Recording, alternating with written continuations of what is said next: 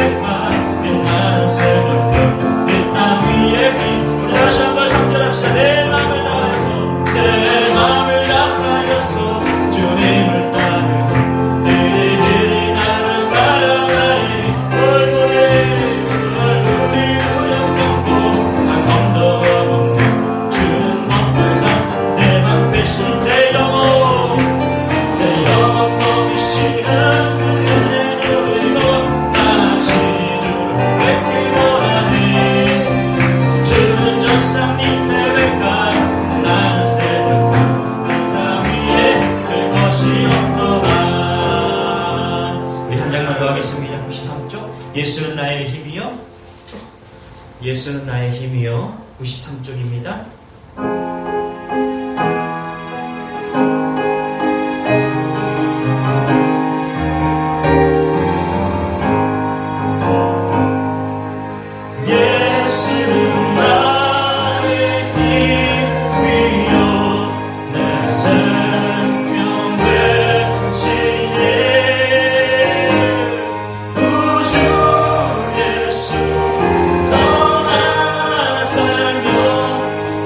예수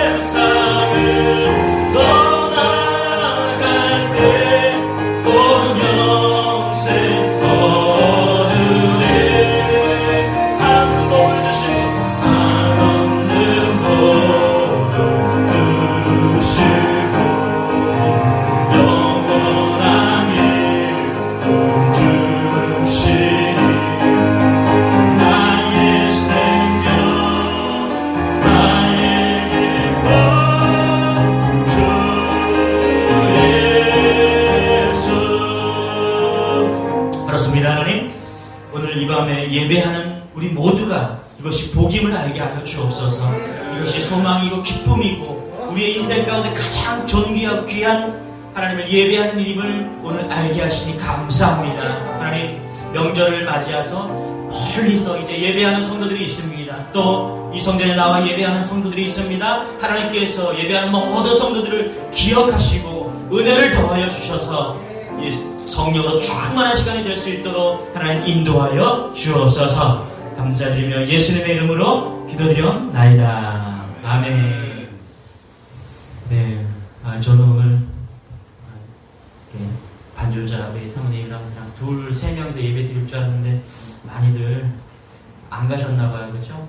가신 분들도 계신데 안 가신 분들도 많이 계신 것 같은데 여러분 예배 자리 잘 나오셨습니다. 할렐루야. 네, 하나님께서 이 일을 가장 기뻐하시고 무엇이 가장 기쁜 일입니까? 우리가 예배하는 것을 하나님이 가장 기뻐하십니다. 뭐 우리가 봉사하는 것, 섬기는 것 다 좋지만요, 하나님은 예배하는 것을 가장 기뻐하시는 하나님을 믿으시기 바랍니다. 네, 하나님 말씀 누가복음 15장입니다. 누가복음 15장 11절부터 24절.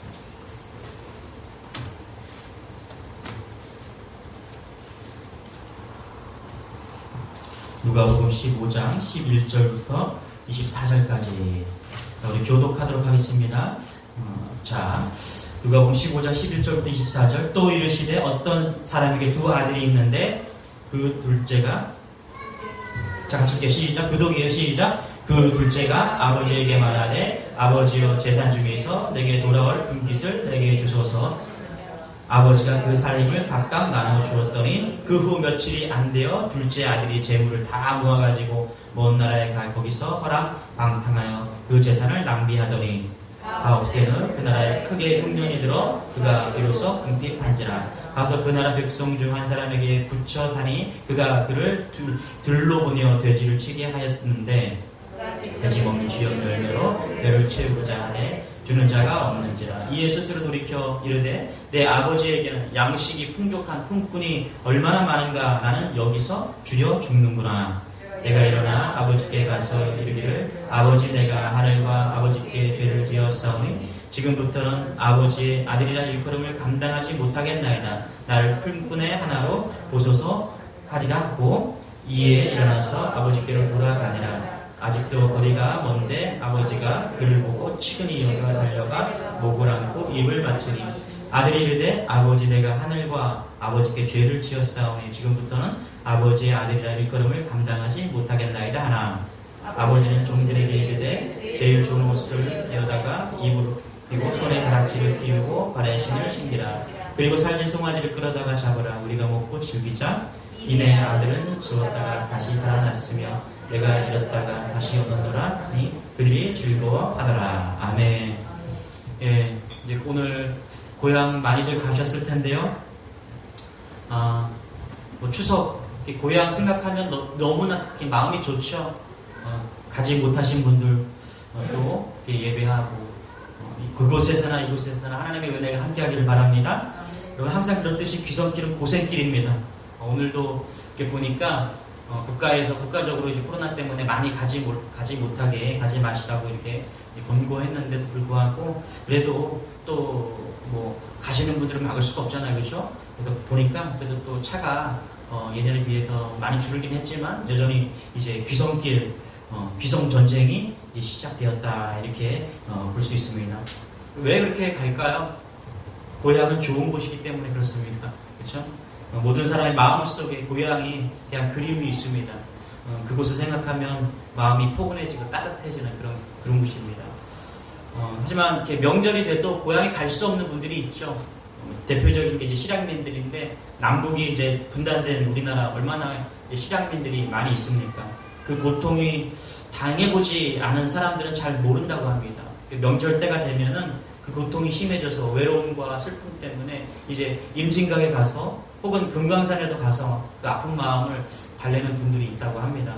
한 번은 제가 신문을 보니까 혈혈단신으로 탈북한 청년인데 얼마나 고향이 그리운지 한밤중에 벌떡 일어나서 이 추석 명절에 엉엉 울었다, 이렇게 글을 본 적이 있습니다.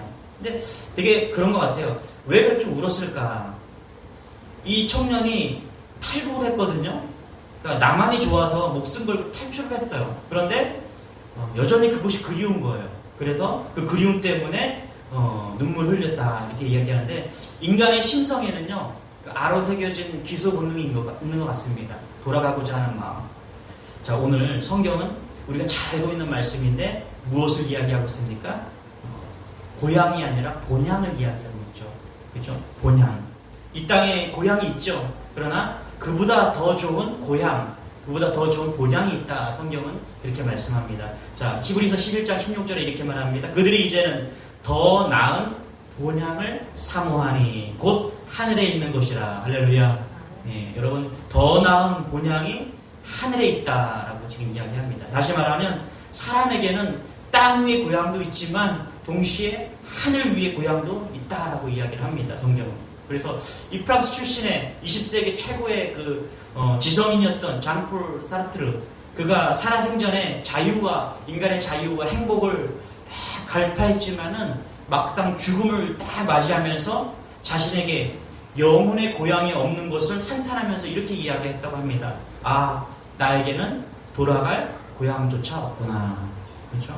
그래서 여러분, 이 시간 우리가 명절 때만 되면은 우리가 한 번 정도는 우리가 짚고 넘어가야 될 것이 있습니다. 그것이 뭐냐면 본향입니다. 할렐루야. 고향을 넘어서 우리가 가야 될, 이 땅의 고향을 넘어서 우리가 영으로 추구해야 될 그 본향, 그것을 한번 짚고 넘어가야 될 필요성이 있다는 것입니다. 자, 그것은 어떤 곳일까요? 그곳엔 누가 있을까요? 자, 그것은 누가 갈 수 있을까요? 이것이 궁금한 것이죠. 오늘 말씀은 우리가 너무너무 잘 알고 있는 탕자의 비유로 이렇게 알려진 그런 말씀이죠. 탕자, 돌아온 탕자, 이렇게 이야기를 합니다. 그런데 여러분 좀 잘 읽어보시면 이 탕자에 초점이 있는 것 같지만 실상은 누구한테 초점이 있냐면요, 이 비유는요, 하나님의 사랑을 나타나는 겁니다. 이 천국에 대한 설명을 하고 있는 거예요. 그래서 돌아온 탕자가 어디로 가야 될 것인가? 돌아온 탕자가 누구에게로 가야 될 것인가? 돌아온 탕자가 어떻게 갈 수 있는가? 이것을 오늘 돌아온 탕자 누가복음 15장을 통해서 말씀하고 있는 것이죠. 자, 그곳에 누가 있습니까? 돌아가야 될 곳은 어디예요? 아버지 집이죠. 자, 그곳에 누가 있습니까? 아버지가 계십니다. 할렐루야. 자, 21절에 이렇게 얘기합니다. 아들이 이르되 아버지, 내가 하늘과 아버지께 죄를 지었다오니. 우리가 이 돌아온 탕자가 무슨 죄를 지었는지 다 알고 있을 것입니다. 자, 그가 돌아가야 될 곳이 있다. 죄를 지었는데 그 하늘에 아버지가 계시고 아버지께 죄를 지었다고 고백하면서 그가 돌아가야 될 곳이 있다라고 이야기를 합니다. 여러분, 이번 추석에 고향을 찾지 않으신 분들은 왜 고향을 안 가셨나요? 정부에서 가지 말라고 하니까 안 가셨나요? 그것보다는 이제 고향에 더 이상 내가 찾아뵈야 될 누군가가 존재하지 않기 때문이 아닐까요? 고향은 거기에 어머니가 계시든가, 거기 고향에는 아버지가 계시든가, 형제가 누군가가 있어야지 그 고향을 갈 수가 있죠. 거기에 아무도 없다면, 혹은 이제 부모님이 그곳에 살지 않고 다른 곳으로 이사를 가셨다면 고향은 갈 의미가 있을까요? 영적 본향도 그런 것 같아요. 이 심리학자들은요, 인간의 마음에 내재한 가장 깊숙한 그리움을 가르쳐 아버지에 대한 굶주림이 있다, 이렇게 지적을 합니다. 그러니까 진정으로 믿고 신뢰할 수 있는 아버지의 부재, 우리가 인간이기 때문에 우리가 믿고 신뢰할 수 있는 그 아버지의 부재, 현대적인 정신적 방황의 근본 원인이 거기에 있다는 거예요. 자, 그런데 오늘 예수님은 하늘에 계신 하나님, 그분이 바로 우리가 찾고 기다리던 우리의 고향의 아버지가 되신다. 지금 이 말씀을 하고 있는 겁니다. 할렐루야. 그래서 이 폴 틸리, 신학자죠. 폴 틸리가 표현을 빌리면 하나님은 우리 존재의 근거인 본향이시다. 거기에 하나님이 계시다라고 이 말씀하고 있다는 거예요. 그래서 여러분, 우리가 이제 천국의 본향으로 갈 텐데 거기에 왜 갑니까? 거기에 왜 가요? 그곳에 하나님이 존재하고 계시기 때문에요. 거기에 우리 아버지 되신 하나님께서 존재하고 있기 때문에 우리는 그곳을 갈망하는 것이죠. 그게 아버지께로 돌아감입니다. 할렐루야. 예. 그것을 추구하는 여러분 되시길 바랍니다. 이 땅에서의 고향이 아니라 우리가 고향을 갖지만, 고향을 꿈꾸지만 진정한 본향, 아버지가 계신 그 본향을 우리는 추구해야 된다. 13절 14절 같이 한번 읽어볼게요. 시작. 그 후 며칠이 안 되어 둘째 아들이 재물을 다 모아가지고 먼 나라에 가 거기서 허랑방탕하여 그 재산을 낭비하더니 다 없앤 후 그 나라에 크게 흉년이 들어 그가 비로소 궁핍한지라. 여러분, 이 둘째 아들이 재산을 그죠? 이렇게 나눠서 아버지한테 달라서 타갖고 다 썼습니다. 그랬더니 오늘 13절 14절에 보니까 다 낭비했다라고 이야기를 합니다. 영어 성경을 보니까 이렇게 얘기합니다. Prodigal son. 이게 웹스터 사전을 보니까 극도로 낭비하다 이렇게 얘기합니다. 극도로 낭비하다. 그러니까 낭비하는 아들이에요. 우리나라로 치면은 탕자 이렇게 불러죠. 자, 둘째 아들은 아버지에게 받은 모든 것을 먼 나라에서 다 가서 낭비해버린 그런 아들입니다. 그래서 우리는 그를 탕자라고 부릅니다. 그런데 여러분 이거 아세요? 이 아들보다, 오늘 본문에서 이 둘째 아들보다 시간과 물질과 열정을 더 낭비한 분이 계십니다. 그분이 누굽니까? 그분은 하나님이십니다. 할렐루야. 그분이 하나님이세요. 우리가 볼 때 둘째 아들이 정말 물질과 시간과 모든 것을 낭비한 사람처럼 보이지만 더 낭비한 사람이 누구냐? 하나님이십니다. 하나님의 인생 가운데 하나님께서 그 자녀를 향해서 시간과 열정과 물질을 다 알면서도 스스로 낭비하신 거죠. 그래서 그 아버지는 누구이십니까? 하늘 아버지인데 그분은 어떤 하나님이세요? 충분히 낭비하시는 분이세요. 프로디컬 son이 아니라 하나님이 낭비하는 아들이 아니라 이 본문은 낭비하시는 하나님이라는 거예요. 그 아들이 그럴 줄 알았어. 그럼에도 불구하고 그에게 모든 재산을 주고 모든 시간을 드리고 모든 것을 다 마음대로 쓸 수 있도록 배려한 하나님 아버지, 낭비하시는 하나님이시죠. 그 하나님께서 이 돌아옴의 장을 만들었다는 거예요. 그래서 여러분, 하나님께서는요, 우리에게 놀라운 시간과 열정으로 낭비하시는 하나님을 믿으시기 바랍니다. 얼마만큼 사랑하시냐면 그 아들을, 예수 그리스도를 십자가에 달리시게 돌아갈 정도로 낭비하는 거죠. 어떨 때는 그래요. 하나님, 저 같은 사람 때문에 십자가를 낭비하십니까? 저 같은 사람 때문에 당신의 아들을 낭비하십니까? 어떨 때는 그런 마음이 들어요. 이렇게 제가 이렇게 열심히도 살지 않고, 그런데 하나님, 저 같은 사람 때문에 십자가의 은혜를 베푸셨나? 그런 생각하면은 우리 하나님은요, 낭비하시는 하나님이세요. 그런데 그것은 진정한 낭비가 아니라 용서와 사랑이 있는 낭비죠. 할렐루야. 그래서 프로디컬 son이 아니라 프로디컬 father라는 거예요. 낭비하시는 하나님이세요. 그렇죠? 그것을 오늘 볼 필요가 있다는 것입니다. 우리 26절, 27절, 28절 같이 한번 읽을게요. 시작. 한 종을 불러 이 무슨 일인가 물은데 대답하되 당신의 동생이 돌아왔음에 당신의 아버지가 건강한 그를 다시 맞아들이게 됨으로 인하여 살찐 송아지를 잡았나이다 하니 그가 노하여 들어가고자 하지 아니하거늘 아버지가 나와서 권한대. 네. 오늘 본문에 보니까 둘째 아들이 집 나가서 탕진하고 돌아와서 이제 탕자의 인생이 세상 사람들이라는 걸 생각하고, 우리는 이렇게 생각합니다. 둘째 아들, 우리는 그렇게 생각하지 않아. 나는 둘째 아들과 좀 다르지. 왜? 나는 재산도 물려받은 것도 없어. 그리고 나는 그 재산으로 나아가서 탕진한 적도 없어. 그래서 이 본문은 우리랑 전혀 상관없는 본문처럼 느껴져요. 그런데 여러분 그거 아세요? 우리는 이 탕자 비유에서 자유로울 수 없다는 거예요. 왜 그렇습니까? 그 첫째 아들이 있기 때문에 그래요. 여러분, 이 탕자의 비유로부터 누구에게부터 자유할 수 없냐면 둘째로부터 우리는 자유할 수 있어요.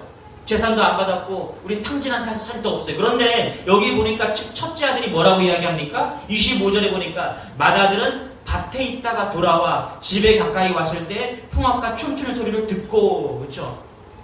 여러분, 첫째 아들은 성실했습니다. 둘째 아들은 그렇게 자기의 몫을 타고서 다 가서 낭비했지만 첫째 아들은 뭐 했어요? 성실했어요. 마치 현실을 살아가는 우리 같지 않습니까? 셀레니몬으로, 자영업자로 성실하게 오늘도 살아가죠. 여러분, 하루라도 성실하게 살지 않으면 살아갈 수 없는 세상 속에 우리예요. 열심히 살아야죠. 그렇게 안 살면 도태되는 게 우리예요. 그래서 하루만 쉬어도 쉬는 것이 더 불안해요. 그냥 이렇게 쉴 바에는 차라리 일하는 게 낫지. 그게 우리인 거죠. 그 첫째 아들의 자화상, 그 성실성이 있는 그 자화상, 그 첫 번째 아들이 우리 아닙니까, 여러분? 근데 그 첫째 아들이, 그 성실했던 첫째 아들이 어떤 반응을 보이고 있습니까? 둘째 아들이 돌아와 잔치가 벌어진 것을 보고 듣고 있는 반응. 28절에 그가 노하여 들어가고자 하지 아니하거든. 그쵸? 첫째 아들이, 성실했던 첫째 아들이 열받은 거예요. 화가 난 것입니다. 첫째 아들은 노력의 인생에 살았습니다. 나는 이렇게 노력하며 살았는데 어찌 둘째 아들과 동등하게 할 수 있는가? 차별이 있어야죠. 그렇죠? 그런데 그렇지 않다는 것이 첫째 아들의 생각이라는 거예요. 자, 우리는 때때로 내 생각에 맞지 않는 하나님, 아버지께 질문하죠. 하나님, 이것은 공평하지 않습니다. 하나님, 저에게 왜 이러십니까? 우리는 탕자만 주님께 돌아와야 된다고 생각해요. 그런데 여러분 아시기 바랍니다. 첫째 아들도 돌아와야 한다는 거예요. 첫째 아들은 아버지와 같이 살았지만은 아버지의 마음을 헤아리지 못했기 때문에 돌아와야 된다는 거예요. 바쁘게 살았어요. 성실하게 살았어요. 그러나 그것이 하나님의 아버지의 마음을 이해하는 근거는 되지 않는다는 것입니다. 여러분, 우리가 신앙생활 할 때 열심히 신앙생활합니다. 교회도 빠지지 않고 나와서 예배합니다. 그런데 여러분, 그 예배 가운데 우리가 하나님과 함께 마음이 소통하는 그런 삶을 살고 있습니까? 오늘 첫째 아들이 돌아오지 못한 이유, 돌아와야 되는 이유는 뭐냐면 하나님과 함께 살았지만, 아버지와 함께 살았지만 아버지의 마음을 전혀 이해하지 못했다는 거예요. 이게 첫째 아들이 가지고 있는 딜레마인 거죠. 여러분, 우리도 마찬가지예요. 우리도 신앙생활 열심히 하지만 하나님의 마음, 아버지의 마음은 하나도 신경 쓰지 않고 내가 하고 싶은 거, 내 뜻대로. 그렇다면 둘째랑 무슨 상관이 있어요? 그렇죠? 다를 게 뭐가 있습니까? 첫째와 다를 게 무엇이 있습니까? 우리는 여기서 빠져나가 자유롭지 못할 거예요. 어떤 사람은 둘째일 것이고 어떤 사람은 첫째일 거예요. 어쩌다가 예배 나오는 사람은 둘째일 것이고요. 매일 예배 나오지만 하나님의 아버지의 뜻을 헤아리지 못하고 내 뜻만을 계속 고집한다면 그 사람은 첫째일 것입니다. 그래서 이 오늘의 말씀은 둘째 아들이 당연히 돌아와야죠. 그런데 잊지 말아야 될 그 대상이 있어요. 그것이 누구입니까? 첫째 아들이라는 거예요. 할렐루야. 우리가 하나님과 함께 살고 있지만 아버지의 마음을 이해하지 못하고 있다면 그것은 정말 함께 살고 있는지 우리가 다시금 되짚어 봐야 된다는 것입니다. 저는 말씀을 준비하면서 제가 같이 살고 있는 사람이 있잖아요. 그러면서 내가 같이 살고는 있지만 같이 소통하고는 있는가 한번 좀 고민해 봤습니다. 그래서 때로는 저도 소통하기 위해서 같이 밥 먹고 같이 살고는 있지만 소통하기 위해서 진지한 대화도 하고 일부러 많이 합니다. 왜 그렇습니까? 오늘 첫째 아들이 범한 그런 우를 범하고 않기 위해서인 거예요. 그래서 아까 우리 장로님도 소통이 되게 중요하다라고 말씀하시는데 같이 밥 먹으면서 잊지 말아야 될 것은 왜 밥을 먹는가? 그리고 같이 식사를 하는 내 앞에 있는 그 존재가 얼마나 귀한 존재인가? 그렇죠? 나만 배부르고 나만 먹는 것이 아니라 내 앞에 나와 함께 식사하는 그 존재가 얼마나 귀한 존재인가? 첫째 아들이 놓치고 있는 부분이 이것이 아닐까요? 아버지와 함께 살고 있지만 그래서 아버지가 이걸 가르쳐줘요. 자, 첫째 아들이 분노하고 집에 들어가기 싫어서 방황하지 않습니까? 그런 첫째 아들에게 아버지가 말씀하죠. 31절 같이 한번 읽어보세요. 시작. 아버지가 이르되 예 너는 항상 나와 함께 있으니 내 것이 다 내 것이로되. 아멘. 그렇죠? 하나님께서 지금 아버지께서 무엇을 둘 첫째 아들한테 무엇을 가르쳐주고 있어요? 다 네 거야. 다 네 거야. 지금 이것을 가르쳐주고 있다는 것입니다. 여러분, 주님이 우리에게 말씀하시죠. 열심히 살았지만 마음은 망가진 첫째 아들. 교회는 열심히 다니지만 세상의 모든 것을 축복하고 우리에게 주셨지만 알지 못하는 성도들.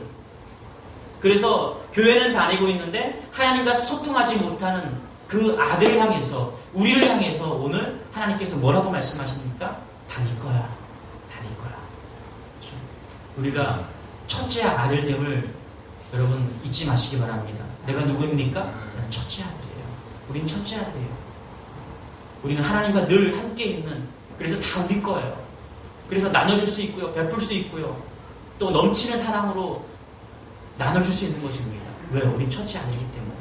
하나님 아버지 것이 다 우리의 것이기 때문에. 할렐루야. 이런 넉넉함이 있는 여러분 되시길 바랍니다. 할렐루야. 그래서 고향에 가면요, 항상 첫째 아들이 되시기 바랍니다. 영적으로. 그냥 가면은, 명절 때 가면은 그냥, 예? 형제간에 항상 다툼이 있지 않아요? 그때 가면은 이때다 싶어갖고, 그냥, 저희들도 모이면은 이렇게 할 말 하겠다고 막 덤비는 분들이 계세요. 좋은 말 해주시는 분도 계시고, 그냥 친척에 모이면 다 할 말 하는 사람들이 있습니다. 그런데 여기서 삐끗하면 싸움이 나는 거예요. 마음이 또 갈라져요. 그리고 또 이렇게 또 불편한 마음으로 올 때가 있어요. 여러분, 영적인 첫째 아들이 되시기 바랍니다. 예? 다 받아주고. 아니, 하나님의 아버지가 우리 아버지신데 못 받아줄 게 뭐가 있어요? 가서 싸울 일이 뭐가 있어요? 부족하면 부족한 대로 넉넉하게 베풀고 그렇게 하고, 그렇죠? 또 이런 시간을 통해서 우리가 해야 될 일이 뭐예요? 어떻게든지 복음을 전하기 위해서, 그렇죠? 그러려면 뭐 해야겠어? 베풀어야죠. 싸우려고만 하지 마시고 베푸셔야 돼요. 할렐루야. 저도 어머니에게 가면은 어머니는 저보다 더 많이 싸주세요. 제가 어머니께 드리는 것보다 항상 더 많이 싸주시죠. 그런데 여러분, 어머니도 받고 싶지 않겠어요? 받으려고 하는 게 아니라 내가 부모님을 사랑하고 있다는 무언가 마음이라도 좀 받고 싶지 않겠어요? 그래서 또 해야 될 일은 해야 되잖아요. 그래서 여러분, 첫째 아들의 신분을 잊지 마시기 바랍니다. 가서 넉넉함으로 이 명절에 만나는 여러분들, 우리가 첫째 아들이니까 내가 짜주는 사람이 돼요. 흘러보내는 사람이 돼요. 받아서만 오는 그런 사람이 아니라 흘려보내는 첫째 아들 같은 그런 여러분 되시길 축원합니다. 할렐루야.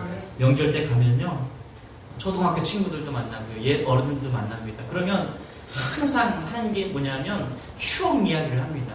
이런 추억, 저런 추억. 그래서 저를 보면 친구들이 그래요. 고향 초등학교 친구들이 너 출세했다 이렇게 하고, 어떤 친구들을 보면은 이제 또 출세한 친구들도 있고 그렇지 못한 친구들이 많이 있습니다.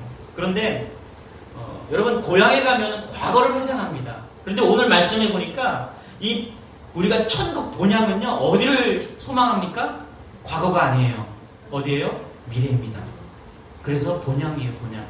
고향은 과거를 회상해요. 우리가 고향에 가면 과거에 이랬던 곳, 그것이 고향입니다. 그런데 오늘 말씀을 잘 보세요. 이 본향은 과거를 회상하는 것이 아니라 미래를 회상하고 있다는 것입니다. 보세요. 오늘 그 출발점, 둘째 아들이 집 나갔다가 다 굶주려 죽을 그런 상황이 왔습니다. 그리고 자존심이 다 구겨지고 죄책감과 어려운 가운데서 돌아오자, 그리고 그를 기다리고 있는 아버지에게 돌아가자, 그렇게 생각했을 때, 돌아갔을 때 따뜻한 배부름이 있었습니다.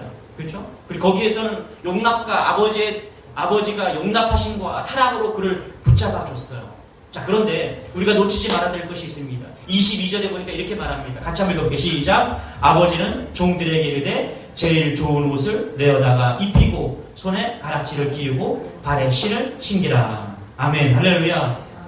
돌아갔더니, 너 그동안 어떻게 살았니? 봐라, 이것이 얼마나 좋은 곳이냐. 너 과거에 이랬는데 너 저기 이방 땅에 가갖고 너 뭐하면서 살았어? 무슨 과거를 회상하는 것이 아니라 지금 하나님 아버지께서는 그 둘째 아들을 향해서 무엇을 하고 있습니까? 옷을 내어다가 입히고 손에 가락지를 끼워주고 발에 신을 신기고 있어요. 이게 무슨 의미를 하고 있습니까, 여러분? 아버지는 돌아온 아들에게 가락지를 끼워주시면서 너는 죽었다가 다시 산 내 아들이야, 잃었다가 다시 찾은 내 아들이야 하면서 새로운 삶을 부여하고 있다는 것입니다. 할렐루야. 이것이 포인트예요. 여러분, 본향이라는 것은요, 새로운 삶이 시작되는 곳입니다. 그냥 우리가 본향에 가서 과거에 너가 어떻게 살았냐, 우리가 이 땅에서 열심히 살아야죠. 그러면 하나님께서 생명책에 우리를 기억하시고 우리가 물으실 거예요. 너 뭐 하다 왔니? 너 양치다 왔니? 너 복음 전하다가 왔니? 혹은 너 뭐 하다 왔니? 물으실 겁니다. 그럼 저 이렇게 살다가 왔습니다. 그런데 여러분, 하나님께서는 거기에 그치는 것이 아니라 새로운 미래를 향해서 우리에게 가락지를 끼워주시고 새 신발을 신겨주시는 분임을 믿으시기 바랍니다. 천국은, 본향은 그런 곳입니다, 여러분. 과거에 매여있지 않는 것이 아니라 새로운 삶을 향해서 나아가게 하시는 곳, 그것이 본향이라는 거예요. 거기가 하나님이 함께 하시는 곳, 그것인 것이죠. 그렇지 않겠어요?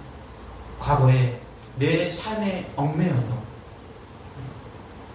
고향에 가면은, 야, 너 코찔찔 흘리던 너, 그래서 나의 상처를 다시 뒤집어내갖고 나를 아프게 하고 괴롭게 하고 힘들게 하는 그런 고향이 아니라 이 본향, 새로운 새 출발을 하게 되는 거예요. 비록 내가 아버지 재산을 다 탕진하고 탕자였지만 하나님 아버지께서는 새로운 옷을 입혀주면서 새로운 신발을 시켜주면서 너는 내 아들이야. 할렐루야. 우리 새롭게 시작하자. 넌 내 아들이야. 너 잃어버렸던 그런 아들이야. 내가 너를 더욱 사랑해. 이것이 본향이 주는 의미인 거예요. 여기 그래서 가고 싶은 거예요. 고향이 아니라 본향에 가고 싶은 거죠. 자, 그러면 마지막으로 여기 어떻게 갈 수 있을까? 어떻게 갈 수 있을까? 17절 같이 한번 읽고 시작. 이에 스스로 돌이켜 이르되 내 아버지에게는 양식이 풍족한 품꾼이 얼마나 많은가, 나는 여기서 주려 죽는구나. 여기 보니까 우리가 아버지께로 돌아갈 수 있는 길이 하나 있습니다. 그것은 뭐냐면 이에 스스로 돌이켜. 할렐루야. 누가요? 스스로 돌이켜. He came to himself. 이렇게 해요. himself. 자기 자신이, 그가 스스로 돌이켜야 된다는 거예요. 여러분, 우리가 본향으로 갈 수 있는 길은요, 끌고서 못 가는 거예요. 끌고서 갈 수 있다면 어떻게 해서 가겠죠. 저도 가면은, 고향에 가면은 이렇게 형제 자매 중에서 예수를 믿지 않는 사람들이 있어요. 그러면 제가 어떤 생각이 떠오르냐면 이런 생각이 떠올라요. 당신은, 혹은 누군가는 이게 마지막이 될 수 있는 거예요. 왜요? 예수를 안 믿기 때문에 만날 길이 없는 거예요. 그렇지 않습니까, 여러분? 이것이 마지막일 거예요. 예수를 믿어야 다시 만날 수가 있는데 예수를 믿지 않기 때문에 마지막인 거예요.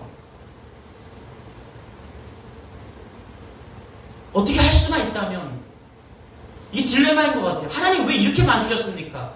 어떻게 코를 깨서라도 멍에를 매서라도 그 사람을 천국으로 인도하고 싶은데 그게 안 되는 거예요. 성경은 뭐라고 이야기합니까? 자기가 스스로 돌이켜. He came to himself. 그가 스스로 돌이켜야 천국으로 올 수 있다는 겁니다. 그래서 마음의 변화가 중요한 거예요. 여러분, 그 마음의 변화가 왔을 때 아버지를 떠난 것을 아파하면서 뉘우치는 순간 20절에 보니까 이에 일어나 아버지께로 돌아가니라. 할렐루야. 그래서 우리가 주님께로 돌아왔다? 이것이 정말 놀랄만한 복임을 여러분 믿으시기 바랍니다. 저는 좀 깜짝깜짝 놀라요. 무엇을 놀랐는지 아세요, 여러분? 제가 예수를 믿고 있다는 것에 깜짝깜짝 놀랍니다. 내가 예수를 믿지 않았다면 지금 뭘 하고 있을까? 아마 조금 지금보다 더 좋은 차를 타고 또 좋은 집에 살면서 고향 이렇게 내려가고 있겠죠. 그런데 얼마나 허망할까? 그래서 제가 가장 귀하고 감사한 것은 뭐냐면 내가 예배할 수 있다는 거예요. 할렐루야. 내가 예수를 지금 믿고 있다는 거예요. 이 완악하고 정말 myself, 나밖에 몰랐던 이 존재 자체가 내 스스로 돌이켜서 주님께 왔다는 거예요. 할렐루야. 복음을 듣고서 내가 돌이킨 거예요. 이게 얼마나 감사한지 몰라요. 여기서 감사할 분들이 너무나 많아요. 이 장로님, 제가 볼 때 고집 세고 그냥 한 손가락 하시는 분이신데 예수 만나서 돌이킨 거예요. 할렐루야. 우리 권사님도 마찬가지세요. 제가 볼 때 한 손가락 하시는 분이신데 예수 믿고서 그냥 확 돌이킨 거예요. 저분을 누가 돌이킬 수 있겠어요? 주님 아니면 할 수 없는 거예요. 그게 복인 겁니다. 할렐루야. 세상에 있지 않고 우리가 스스로 돌이켜서 복음을 듣고 스스로 돌이켜서 돌아올 수 있는 거 얼마나 복인지 몰라요. 좀 가슴이 막막합니다. 오늘도 이제 사무랑 이야기를 하면서 왜 우리 가정 중에 예수 믿지 않는 분이 있어요. 어떻게 하면 왜 이렇게 안 믿을까 예수를? 하나님 하실 거야. 나 기도해야지. 이렇게 하고 오늘 또 하루를 이렇게 보내면서 기도하는 마음으로 하루를 보냈습니다. 여러분 복음을 믿으시기 바랍니다. 내가 돌이켰다. 내가 주님 품 안에 있다. 이것이 복음을 믿으시기 바랍니다. 그러나 그것에 끝나지 않고 이번 명절을 통해서 우리가 어떻게든 뭐 상황은 좋지 않지만 어떻게든 복음을 전하고 어떻게든 또 사랑을 베풀면서 넉넉한 첫째 아들처럼 이 복을 베풀면서 또 은혜를 나누어주는 여러분 되시길 축원합니다. 여러분이 만나고 또 함께 하시는 모든 가족과 또 친척들에게 어떻게든 사랑을 베풀면서 그리고 예수님을 전하는 그런 복된 귀한 명절이 되기를 주님 이름으로 축원합니다. 우리 찬송가 함께 하도록 하겠습니다. 우리 235장 보아라 즐거운 우리 집, 235장 보아라 즐거운 우리 집.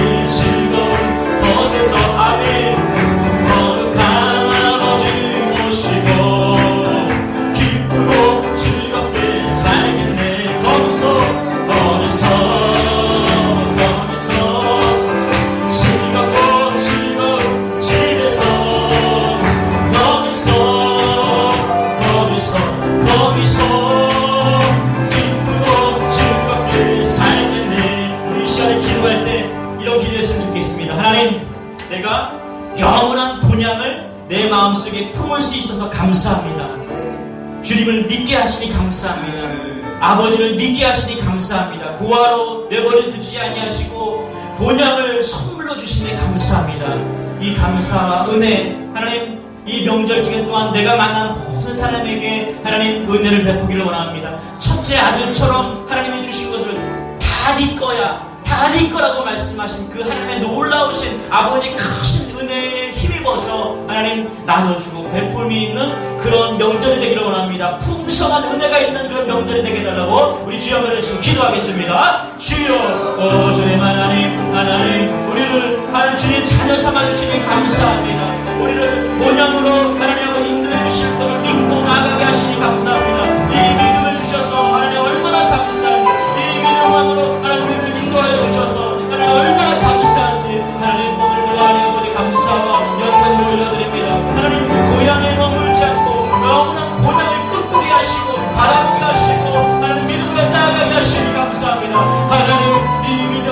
기도하게 도와주옵소서. 우리의 모든 주님의 교회 성도들이 이 믿음 안에서 흔들리지 않는 본향을 아버지 사모할 수 있는 그런 모든 백성들이 될 수 있도록 하나님 은혜를 더하여 주옵소서. 하나님 아버지 또한 아버지 우리 청자들에게 말씀하셨던 다 네 것이다, 다 네 것이라고 말씀하신 그 놀라운 은혜를 깨닫고 하나님 우리가 하나님 아버지 모든 아버지 주여 우리 가족과 사랑하는 아버지 주여 가족들에게 베풀고 나누고 있는 그런 아버지 명절이 될 수 있도록 하나님 은혜를 더하여 주시고 하나님 아버지 주여 우리가 전을 꿈꿀 수 있는 귀한 은혜가 다 될 수 있도록 하나님 은혜를 더하여 주옵소서. 주님 하나님 아버지 하나님 아버지 주여 아버지 하나님 하신 아버지 우리 한 가지 더 기도할 것은 저는 우리 주님의 교회가 고향이 없고 외로운 그런 성도들에게 정말 사랑의 공동체 하나님 아버지가 주인 되시는 그런 본향이 되기를 원합니다. 정말 그래서 주님의 교회가 사랑이 넘쳐서 누구든지 와도 외롭지 않고 성령이 충만한 그런 교회가 되기를 원합니다. 하나님 인간의 힘으로는 이런 공동체를 만들 수 없습니다. 주님께서 역사하여 주옵소서. 성령으로 역사하여 주셔서 정말 외롭게 혼자 있는 그런 성도가 있습니까? 아니 혼자라고 느끼는 그런 성도가 있습니까? 또 함께였지만 또 혼자 남은 그런 성도가 있습니까? 하나님 외롭지 않도록 하나님께서 붙잡아 주옵소서. 성령으로 붙잡아 주셔도 또 함께 사도행전에 성령이 충만함으로 인해서 서로 떡을 떼고 또 물질을 나누었을 때 부족함이 없도록 말씀하신 것처럼 그런 공동체가 되어지기를 원합니다. 그런 은혜의 공동체, 사랑의 충만한 주님의 교회 공동체가 될 수 있도록 우리 주 한번 같이 기도하겠습니다. 주여 하나님 아버지 주님, 하나님 우리 주님의 교회가 정말 이 세상에서 아버지 주여 꿈꿀 수 없는 그런 공동체가 되어지기를 원합니다. 영광이 드러나게 하시고 주의 임재가 통해서 하나님 아버지 주여 우리가 아버지 주님을 원하는 공동체가 될 수 있도록 하나님 인도하여 주옵소서. 모든 주의 영광이 드러날 수 있도록 주여 역사하여 주옵소서. 우리의 원할 수 없사오니 주님께서 역사하여 주셔서 아버지 하나님께서 아버지 숨쉬고 역사하시는 그런 공동체가 될 수 있도록 위로와 평안과 가족 같은 그런 공동체가 될 수 있도록 하나님 은혜를 더하여 주옵소서. 아버지의 주의 명절이지만 갈 수 없고 외롭고 힘든 우리 성도들이 있습니까? 하나님께서 은혜를 베풀어 주셔서 성령을 충만케 하여 주셔서 감사하며 은혜 가운데 하나님 역사하는 그런 모든 것을 수 있도록 하나님 역사하여 주옵소서. 주님 아버지 은혜를 잡아 주옵소서. 주님 은혜를 잡아 주옵소서.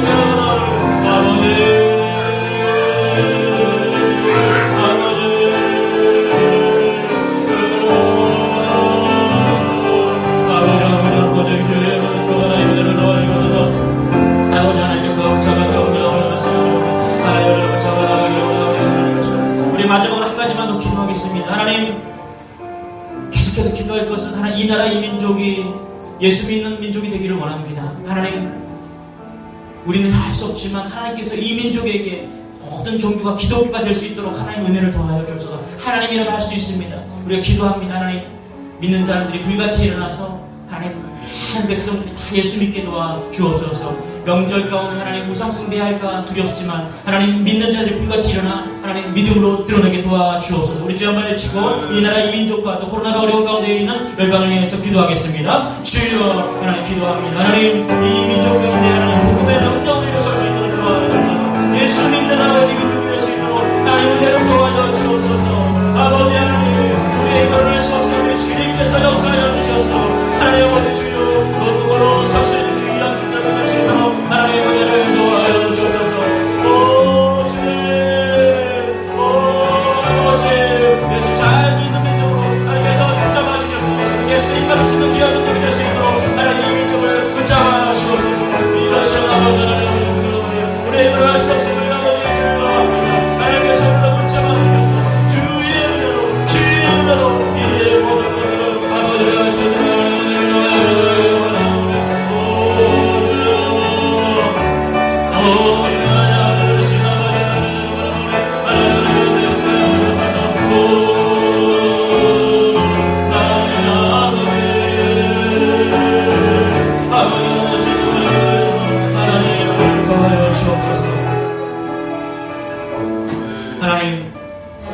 명절만 되면은 우리가 짚어야 될 영적인 본향, 그것을 사모하는 우리 모든 성도들이 다 될 수 있도록 은혜를 더하여 주옵소서.